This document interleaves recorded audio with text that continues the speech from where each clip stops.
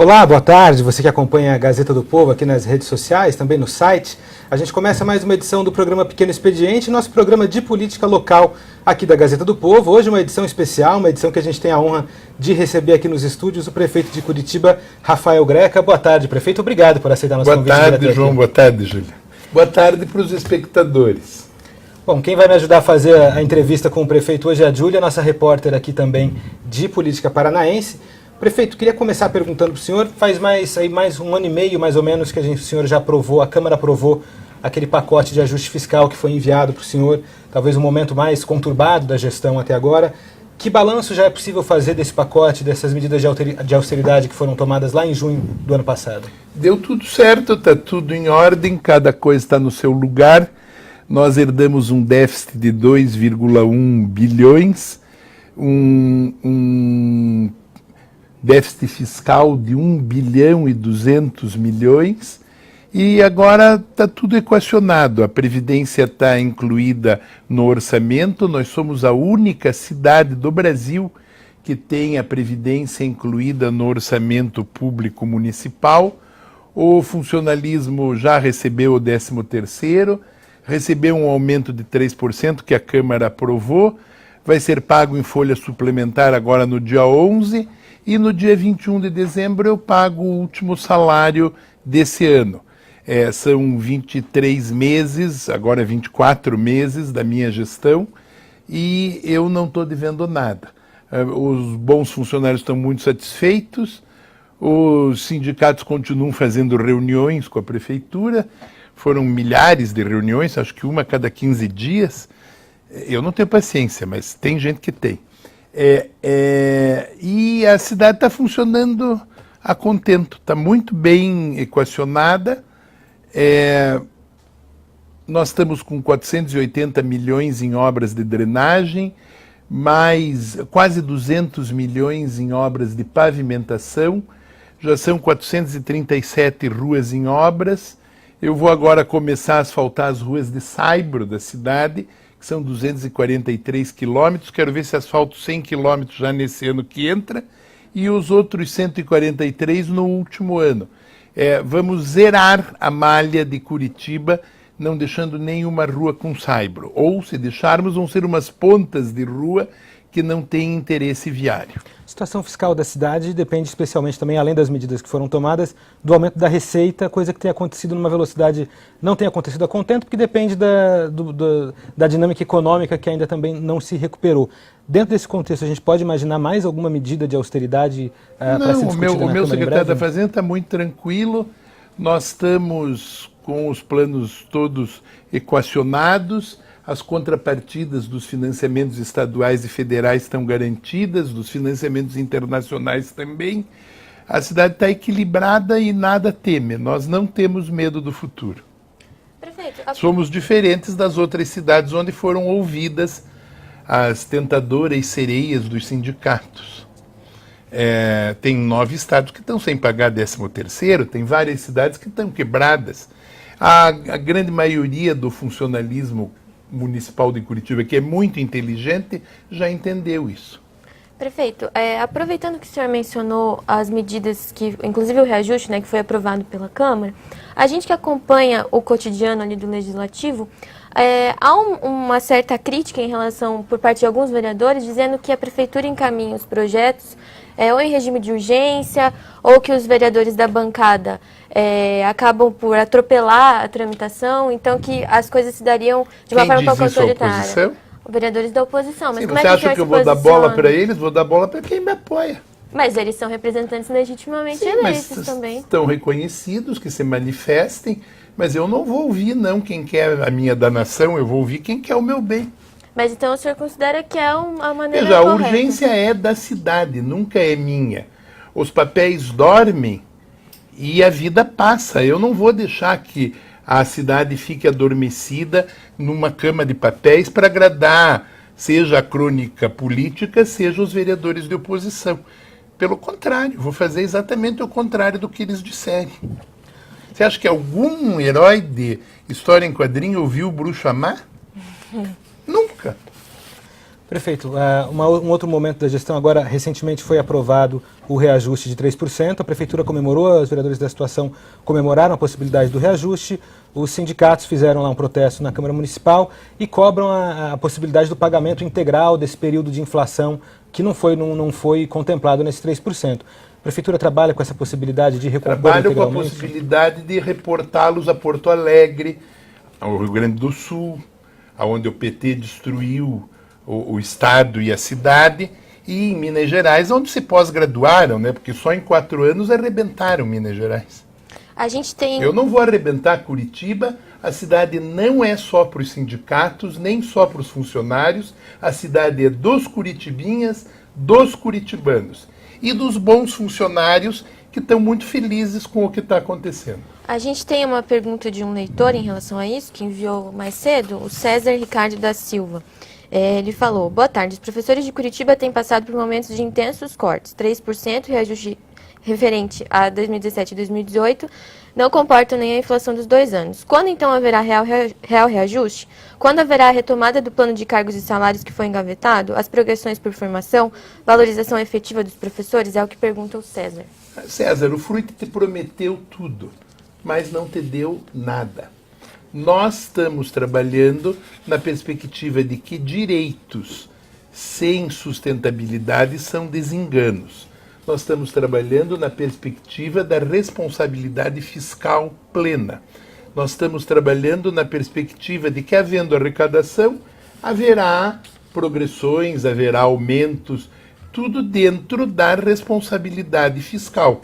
O que nós não podemos é sair da casinha da responsabilidade fiscal e colocar a cidade só no interesse individual do funcionalismo. A cidade é um projeto coletivo de bem-estar social e de defesa social. Prefeito, a gestão tem aplicado aí algumas inovações administrativas. Eu queria ver qual balanço o senhor pode fazer delas até agora. A gente tem, por exemplo, a questão da gestão compartilhada, da gestão da UPA da SIC, que foi passada para uma organização social. A gente tem questões, por exemplo, como a contratação para o PSS. Hoje o TSE mandou deixar aberta a UPA da SIC. Calem-se os corifeus da desgraça alheia. Custa R$500 mil mais barato do que uma UPA pública. Por que eu hei de fazer uma coisa R$500 mil mais cara quando eu posso fazer R$500 mil mais barato e 500 vezes 12 dá 6 milhões mais barato por ano? Se eu pudesse fazer todas as UPAs terceirizadas com organização social, eu economizaria 60 milhões por ano, que poderiam ser colocados, por exemplo, em cirurgias eletivas, em exames de especialidade médica, não precisariam sair da saúde, ou até em progressão funcional de servidores. O que é fato é que até a Justiça do Trabalho está entendendo que não há razão em não se buscar o interesse público para servir antigos paradigmas sindicais e políticos partidários que, aliás, o povo brasileiro arquivou na eleição pelo voto.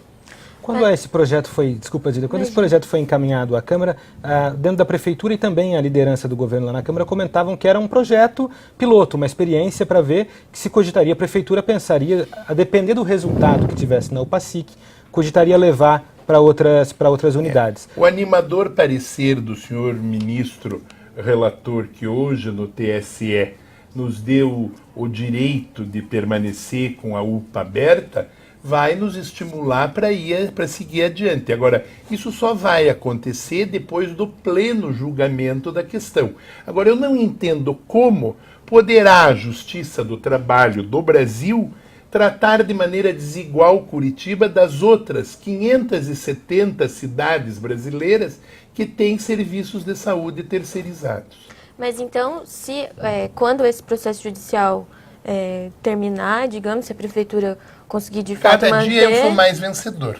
Eu já ganhei uma vez, agora ganhei mais uma, e com certeza nos ouvirá o Espírito Santo, que é trino, e nós ganharemos a terceira vez. E depois disso, então, a intenção é terceirizar outras unidades? Sim, sempre no interesse.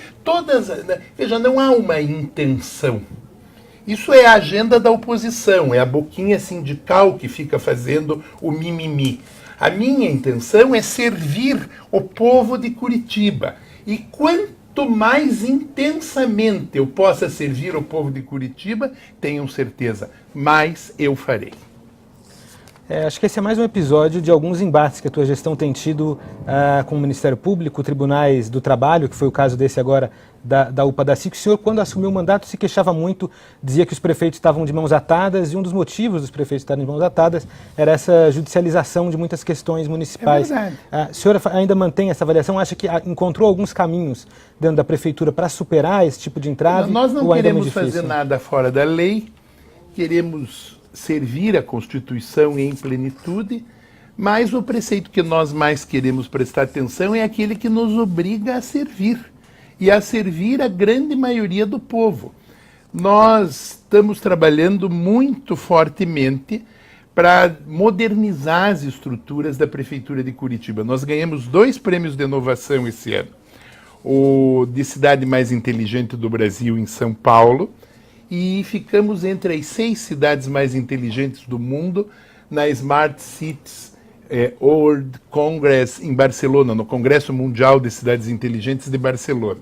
Ganhamos em Berlim, na semana que passou, do grupo C40, o prêmio de iniciativa inovadora contra o aquecimento global. Eu ganhei $1 milhão para fazer uma usina fotovoltaica no aterro da Cachimba, usando inclusive o metano que sairá do aterro da Cachimba. Essas boas e grandes notícias, somada a essa decisão que nos ampara do ilustre ministro, presidente do Tribunal Superior do Trabalho, eleva o meu ânimo para querer fazer o máximo por Curitiba. E não fazer para servir A ou B ou para agradar vereadores de oposição. Quero fazer para servir todos os curitibanos, inclusive os de oposição, que quando me criticam fazem o paradigma e até me acrescentam, porque fazem com que a grande maioria da população, pela reflexão, veja que eu tenho razão. Ainda em relação a gente falou dessa questão da UPA, da SIC, recentemente também houve a questão lá da UPA do Pinheirinho, né, que vai reabrir... Tá aberta. Vai estar aberta em fevereiro. A senhora não pode me criticar por querer fazer direito. Eu não posso abrir uma UPA com vazamento de gás.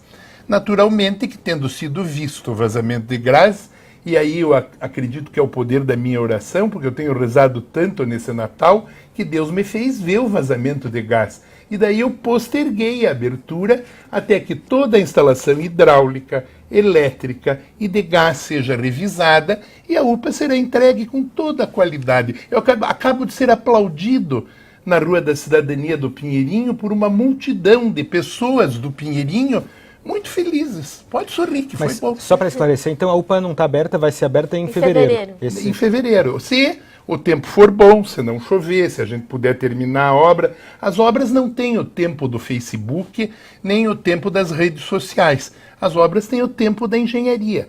E o tempo da engenharia é o tempo necessário para fazer o bem. O tempo do jornalismo também devia ser assim, porque o tempo do jornalismo, diz o Domênico de Massi, não pode ser tão rápido, porque é necessário um certo tempo para se pesquisar a verdade. A velocidade da informação torna-se, às vezes, inimiga da ética.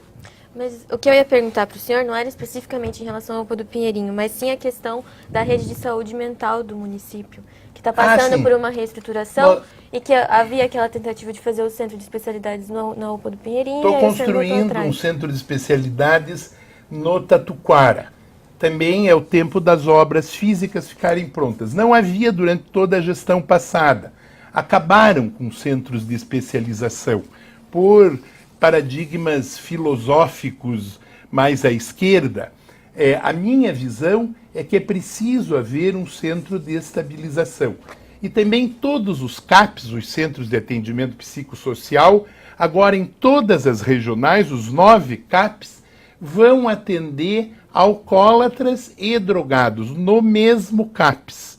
Antigamente não era assim. Tinha 4 CAPs que atendiam alcoólatras e 5 que atendiam drogados ou vice-versa. eu vou fazer todos os CAPs atenderem todas as demandas psicossociais. E vou fazer um centro de especialização. O mais é mimimi de enfermeiras que não querem mudar de lugar, médicos descontentes que não querem cumprir o expediente, mas isso aí tudo a gente debela com as medidas de bom relacionamento de recursos humanos e de disciplina administrativa. A prefeitura tem autoridade. A autoridade que nasce de quem quer fazer o bem. Prefeito, falar um pouco sobre transporte coletivo agora. A Prefeitura encaminhou recentemente para a Câmara um projeto de lei que permite que os ônibus da cidade rodem sem cobradores. Quer dizer, o objetivo final parece ser fazer o ônibus circular só com a bilhetagem eletrônica. Isso traria, o Ogeni Maia Neto, que é o presidente da URBS, esteve aqui há poucas semanas, estimou para a gente uma queda de 80 centavos na tarifa técnica, mas que não dá para garantir que essa queda de 80 centavos seja repassada à tarifa social. Quer dizer, não necessariamente retirar os cobradores dos ônibus vai ensejar uma redução na passagem que o usuário paga. Eu queria entender... Mas tenha certeza que se isso acontecer, vai ser incidente sobre o preço final da passagem. Eu não vou dar esse lucro para os patrões. A minha visão, o Sindicato dos Motoristas e Cobradores, em abril, assinou uma convenção coletiva de trabalho onde concordava em despedir todos os cobradores e promover a sua requalificação profissional. Não em despedir, em requalificá-los de função. Quem assinou foram eles. Veio a eleição sindical, resolveram ganhar a eleição e daí me pôr de culpado. Ferrem-se, não é verdade, não sou culpado. A minha mensagem respeita a convenção coletiva de trabalho. Não são 6 mil os cobradores a serem desempregados, os cobradores são perto de 3.400 hoje na cidade, perto de 1.500 num primeiro momento é que precisariam ser imediatamente requalificados. Não há nada mais arcaico do que a gaveta de dinheiro. Quando havia a gaveta de dinheiro, o Papa era Pio XII, era carregado numa cadeirinha dentro do Vaticano por 80 mordomos. A Gazeta do Povo estava na Praça Carlos Gomes. Quando havia a gaveta de dinheiro, as pessoas andavam de carro de praça. Agora o mundo mudou, o Papa come num self-service e mora num hotel. E a Gazeta do Povo se mudou para um prédio moderno, tá bonito, hein? Estou gostando. O mundo mudou.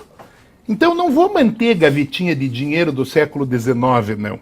Eu vou fazer bilhetagem automática que permita as pessoas embarcarem por tempos, que modernize o sistema de transporte e que me permita controlar, inclusive, os deslocamentos de ir e vir. E não quero desempregar ninguém. Quero que os atuais cobradores sejam requalificados nos termos da convenção coletiva de trabalho que o seu sindicato, que estava em pleno uso da razão no mês de abril e deve permanecer nela, propôs quando eu instruí a minha mensagem mandada em outubro ou novembro para a Câmara. Então, na medida em que os cobradores... Estou fazendo o que eles me pediram, o que o sindicato me pediu. Então, na medida em que eles saiam gradualmente, como está previsto no projeto de lei, essa diferença financeira, que obviamente vai existir, deve ser sentida pelo passageiro, deve reduzir a passagem do passageiro. Nós estamos fazendo um grande esforço para renovar a frota e, ao mesmo tempo, manter os custos a menor da passagem para os usuários do transporte coletivo. As próprias empresas perceberam isso porque precisam aumentar o número de passageiros para manterem o volume do seu negócio. Nós estamos comprando ônibus novos. A boa notícia é que 49 ônibus novos já entraram na cidade e agora, no dia 20 de dezembro, entram mais 101. Serão 150 ônibus novos esse ano, outros 150 no ano que vem e outros 150 em 2020. Quando eu sair da prefeitura, terei cumprido o meu propósito de renovar completamente a frota do transporte coletivo de Curitiba à altura do grande nome de Curitiba e do bem que os curitibanos merecem. Fevereiro é a data base do contrato com as empresas, então geralmente já nessa época, no fim do ano, já se começa a discutir se vai haver reajuste ou não. Ano passado a Prefeitura segurou o reajuste na tarifa na catraca, então os curitibanos não tiveram aumento. Para 2019 a Prefeitura deve agir da mesma forma ou vai ter que subir? Já tem alguma expectativa? Nós estamos trabalhando para conseguir reduzir custos e vamos tentar dar o menor aumento possível, mas com certeza haverá um reajuste, porque não é possível manter congelados os preços, ainda mais com o diesel subindo a maior. A gente tem duas perguntas de dois leitores sobre o transporte coletivo. O Lucas perguntou qual o andamento do processo para a homologação do edital da licitação da segunda etapa do Ligeirão Norte e Sul. Não aguento mais pegar Santa Cândida Capão Raso lotado no fim da tarde. Eu falei com ele hoje de manhã no Facebook, com esse piá. Ele me disse, inclusive, o número das linhas que fazem o seu martírio. Lucas, eu telefonei para a Caixa Econômica, o processo está todo em dia da parte da Prefeitura. Nós estamos aguardando a autorização da Caixa Econômica Federal. Eu imagino que em ano de eleição e eleição nacional, a Caixa tenha segurado essa homologação, até porque o governo está mudando. Mas assim que a Caixa Econômica libere, nós vamos soltar a licitação. A licitação deve demorar uns 3 meses e as obras uns outros 4, 5 meses. Mas é meu sonho fazer com que o Ligeirão chegue no Capão Raso o mais rápido possível.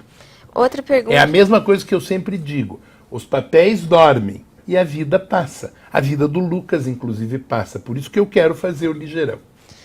A Sol também perguntou sobre os arrastões nos ônibus que estão acontecendo com mais frequência. Como a URBS, a polícia e a prefeitura pretendem agir? Veja, a obrigação é do governo do estado, mas a Guarda Municipal tem feito revistas dentro das linhas de maior incidência de arrastão. Eu não gosto muito porque humilha e atrapalha a vida das pessoas que estão indo e vindo. Não é delicado fazer revista numa linha de ônibus, mas é nosso dever. Confio muito no Coronel Péricles, que o Ratinho convidou para ser o comandante da polícia, e estimo que a polícia, agindo em conjunto com a Guarda Municipal e as câmeras novas que vêm nos ônibus também nos ajudem. Mas a questão, inclusive, pede o fim do dinheiro nos ônibus. Para que a Sol não seja roubada, é melhor que ela não tenha dinheiro no bolso a não ser de plástico. Porque daí não vai ter ladrão com maquininha de crédito, né?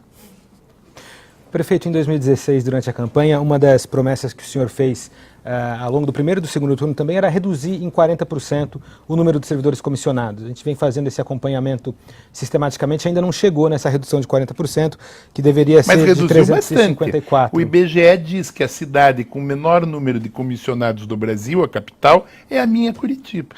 De fato, mas ainda não chegou na relação prometida pelo senhor. 40%. Era uma intenção. Agora, eu procuro não colocar comissionados a maior.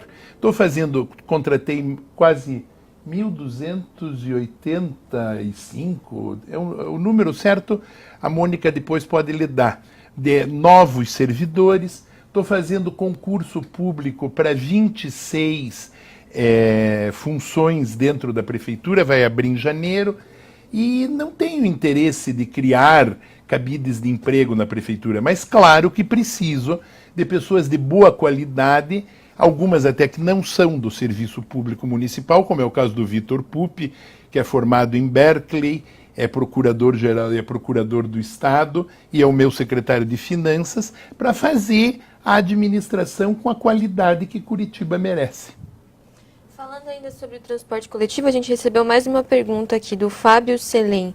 Ele diz, sou de Piraquara e queria saber se existe projeto em parceria com Curitiba para colocar ligeirinho em Piraquara. Curitiba-Piraquara. A dificuldade, Fábio, era não ter rua. Agora que temos Rua Linda, começada, feita pelo Beto Richa e inaugurada pela Cida, vamos pedir ao Ratinho que faça o ligeirinho. Eu topo a brincadeira. E daí vou para a chácara de Ligeirinho. Essa questão da integração, da integração do transporte coletivo com a região metropolitana passa especialmente por um diálogo bem afinado entre a Prefeitura e o Governo do Estado. O senhor vinha trabalhando muito próximo à governadora Cida Borghetti, que ainda está no exercício do mandato, mas perdeu a eleição. Ano que vem quem entra é o Ratinho Júnior. O senhor fez campanha para a Cida, uma campanha que perdeu, mas o senhor acha que dá para, já no começo do mandato do Ratinho, ter uma boa relação com ele também para manter esse fluxo de dinheiro vindo do governo? Por que eu hei de ser contra o governador do Paraná e ele há de ser contra mim? Nós estamos na melhor relação, estamos numa lua de mel, num queijo apetitoso, eu e o Ratinho. Quais são as principais pautas que a a prefeitura tem do governo? O nosso queijo apetitoso é fazer o bem para o povo de Curitiba e do Paraná. Em quais eu pontos estou construindo uma pauta que vou levar ao governador, ele me pediu, nós devemos fazer um convênio onde o IPUC vai atuar no planejamento metropolitano diretamente, pedido do governador. Nós vamos redesenhar a malha viária metropolitana, nós vamos repromover a reintegração metropolitana. Por exemplo, a linha de São José dos Pinhais não foi feita ainda, é uma estupidez, está pronta a rua, tem uns tubos lá barrando a Marechal Floriano depois do terminal do Boqueirão. Precisa só pôr um semáforo lá em São José dos Pinhais, que o prefeito não me deixou pôr. Agora, o mês que vem, eu ponho com o Ratinho. Eu até comprei o semáforo para pôr em São José dos Pinhais, mas não me deixaram pôr. Agora, eu farei isso o mês que vem. Subsídio. Me aguarde no começo do ano, já nos primeiros 15 dias, com uma agenda propositiva para o governador do Paraná. Subsídio para o transporte coletivo é um dos assuntos desses pedidos que a Prefeitura tem ao governo? Pode ser, o mundo inteiro tem. Nenhuma cidade do mundo, de Londres a Amsterdã, de Roma a Pequim, de Medellín a Bombaim, tem o preço real da tarifa. Mas Curitiba teve o preço real da tarifa na minha mão porque não tinha subsídio. Esse ano está tendo. Está tendo subsídio para não ter que subir. Que foram 76 milhões repassados pelo governo do Estado. Eu recebi recursos de um convênio metropolitano pelas mãos, começou com o Beto Richa e da governadora Cida Borghetti, e também banquei com a gordura do que nós cobramos a maior quando começamos a renovar a frota. Falando ainda de política, né, nas últimas, quando o senhor se elegeu prefeito, um dos seus apoiadores era o ex-governador Beto Richa. E agora, nas eleições desse ano, o senhor apoiou Cida Borghetti, que era da chapa dele antes de toda aquela operação e tudo.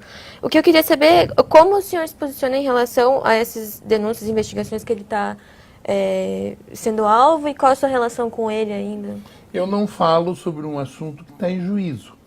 Eu estimo que ele possa provar a sua inocência, e o passado é o que de bom ficou do passado. E eu sou muito grato ao Beto Richa pelos benefícios que ele fez para Curitiba. Eu sou muito grato ao governo do Paraná pela parceria com a Prefeitura de Curitiba. Prefeito, o senhor cogita disputar a reeleição daqui a 2 anos? Pode ser, depende do povo. Vocês é que vão dizer se me querem como prefeito. Para mim, ser prefeito é um estado de graça. Eu sou Dom Rafael o Venturoso. Sou muito feliz de ser prefeito. Eu tenho a alegria de servir Curitiba e os curitibanos, para desespero dos meus invejosos. O senhor está no PMN, que é um partido que caiu na cláusula de barreira, não conseguiu um desempenho suficiente para ter acesso aos fundos públicos de dinheiro. O senhor pretende mudar de partido, deve continuar no PMN? Tem já essa conversa? É uma coisa a se refletir adiante, ainda não pensei nisso. Nesse momento estou empenhado nas 70 festas de Natal que alegram a cidade de Curitiba e na construção da minha agenda para os próximos 2 anos, uma agenda propositiva de transformação e recuperação da cidade. Vem aí a Curitiba Solar. Vou botar iluminação solar na prefeitura, na rodoferroviária, nos terminais de transporte onde der. Vou fazer o terminal do Tatuquara, o do Capão da Embuia, vou terminar o viaduto sem alças lá do Tatuquara, vou fazer o sistema viário do Tatuquara, quero botar um transporte de massa na linha verde, vou terminar o trecho 3 da linha verde esse mês e quero terminar a linha verde por completo até o final de 2020. Estamos trabalhando muito fortemente num amplo programa de tratamento de resíduos sólidos do lixo metropolitano no âmbito do Conresol, com todas as cidades metropolitanas vizinhas, e é nossa ideia, inclusive, acabar com o carvão coque, que é venenoso e que alimenta os fornos da Votorantim e da cimenteira em També, seja em Rio Branco do Sul, seja em Campo Largo. A ideia é colocar combustível derivado de resíduos nesses fornos e ir diminuindo o número do nosso, de volume do nosso aterro sanitário. Nós, sábado, vamos a Caximba para tirar mais 20 famílias da área de risco daquela invasão sórdida que o meu antecessor deixou se formar, e o Ministério Público do Meio Ambiente naquele tempo parece que não viu, mas daí eu chamei no Palácio e me autodenunciei. Se vocês não viram, eu estou mostrando para vocês. Olha aqui essa invasão sórdida.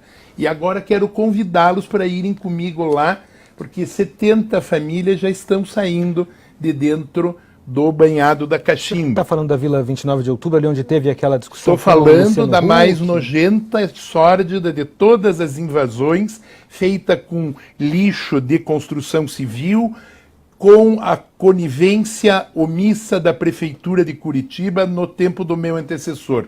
Estou falando de um lugar onde agora existe qualidade de vida e onde no sábado nós vamos tirar 20 famílias da área de inundação, porque eu temo as chuvas do próximo verão, sobremaneira depois da chuva da última sexta-feira e do desastre que aconteceu em Itaperuçu. Aliás, hoje ajudei o prefeito de Itaperuçu. Consegui que a Votorantim entre no processo de reconstrução da cidade. Mandei os engenheiros da COSED, a Comissão de Risco de Edificações da Prefeitura de Curitiba, fazerem a avaliação de todos os imóveis, os 700 imóveis atingidos pelo tenebroso tornado que atingiu aquela cidade, seguido de temporal, e das 200 casas completamente arruinadas, e nós já tínhamos ido com a saúde lá, agora vamos entrar com a FAS lá também e com as equipes do meio ambiente para coletar resíduos, para dar uma mão para o prefeito Hélio Guimarães. Tempo para mais uma pergunta? Vai lá, Julia, vai seguir. Mais uma pergunta, o prefeito... Já estouramos nosso tempo, mas a última vai ficar de... uma pergunta de uma leitora que tinha enviado. O bom da internet é que o tempo não existe. Ah, mas a tua assessora que me mata, prefeito, se a gente continuar aqui seus indefinidamente. Continuam. Mas a pergunta da nossa leitora, da Cristina, o senhor mencionou políticas de meio ambiente, e ela pergunta: eu gostaria de saber se estão em curso ações de fiscalização para identificar ligações clandestinas de esgoto. Também gostaria de saber por que não existem mais campanhas efetivas para conscientizar as pessoas a não jogar lixo nas ruas e outros locais públicos nos moldes de que existiam anos atrás. Como é o nome dessa moça? Cristina. Muito inteligente, Cristina. Tudo certo o que você está falando aí. Hoje ainda falava com a secretária de Meio Ambiente para a gente dar uma prensa nessa turma que faz o jardim, inclusive gente rica, e joga na praça ou joga na esquina. E não avisa a prefeitura pelo 156 para fazer a coleta. Vamos passar a multar. As ligações clandestinas de esgoto no Rio Belém, que são 12.500, estão sendo aos poucos desmanteladas. Esse grande trabalho da Sanepar no Batel, que começou na Vicente Machado, no canal do Rio Ivo, ali na frente do Sion, na esquina da Coronel Dulcídio, e entrou pela Coronel Dulcídio, agora está na altura da Gutenberg, da Dom Pedro II, ele já é o de desligamento de monitores de esgoto que caíam nas galerias de águas pluviais que dão no Rio Ivo, que é afluente do Rio Belém. O nosso grande plano de macrodrenagem está em curso em toda a bacia do Belém, e o acordo que eu fiz com a Sanepar é de usar os recursos que virão a maior pelo prolongamento do contrato da Sanepar com Curitiba para uma política de despoluição ambiental, primeiro na bacia do Belém, depois, e também na bacia do Barigui, e depois em todos os outros rios de Curitiba. Prefeito, queria agradecer a tua presença aqui, agradecer por aceitar o convite da Gazeta do Povo. Eu quero convidá-los todos para saírem na rua. Façam como ontem na Avenida Batel. Vamos para a rua. Todas as famílias de Curitiba. A maior segurança nos dá a nossa presença familiar nas ruas. Rua não é para morar, Rua não é para consumir drogas, rua é para viver e para ir e vir, e de preferência em família. O Natal é a grande festa que nos dá a alegria e o poder de sermos chamados filhos de Deus. E essa festa merece ser celebrada sob a luz dos pinhais. Feliz Natal para vocês. Agradeço à Gazeta do Povo a oportunidade e espero continuar tendo a alegria de servir Curitiba e os curitibanos. Muito obrigado, prefeito Júlia. Tem mais. Diga. Vou distribuir presente em janeiro. Estou cheio de brinquedos que doaram para a prefeitura. Diz a lei eleitoral que em ano de eleição não pode distribuir. Como ano que vem não tem eleição, vou fazer festa dos Reis Magos. Esse ano as crianças, em vez de ganhar presente do Papai Noel, vão ganhar do Gaspar, do Melchior e do Baltazar. Vai ter reizado nas 10 ruas de cidadania nos primeiros dias de janeiro. Quando vocês, mais burgueses, estiverem em Caiobá, pondo joanete na água e na areia, eu estarei distribuindo presentes para os nossos curitibinos. Tá certo, prefeito, muito obrigado. Júlia, muito obrigado. Eu queria agradecer você que acompanhou a nossa entrevista com o prefeito Rafael Greca. Desculpa que a gente não conseguiu fazer todas as perguntas, muita gente mandou perguntas, a gente não teve tempo de ler, mas de todo modo, obrigado por enviá-las. Queria convidá-los a ler também um perfil que saiu do prefeito Rafael Greca na edição de fim de semana da Gazeta do Povo, essa que está nas bancas essa semana, está também no nosso site. Você que está acompanhando aqui no Facebook, a gente já coloca também aqui o link nos comentários para você tentar entender um pouco o perfil do prefeito na pena do Rafael Macedo. Então, muito obrigado. E também, quem não curte a página da Gazeta do Povo, Política Tem o Paraná. Rafael Macedo, é? Exato. É homônimo meu? Exatamente. Porque eu sou Rafael Valdomiro Greca de Macedo. Preciso conhecer esse meu duplo xará. Tá aí. Então, quem não curte a página da Gazeta do Povo, Política Paraná no Facebook, também fica o convite. E eu quero dizer as minhas redes sociais. Eu estou no Rafael Greca, perfil do Facebook, e estou às ordens para conversar com vocês, porque sou eu mesmo que respondo, no meu Instagram, que é Rafael Greca Oficial.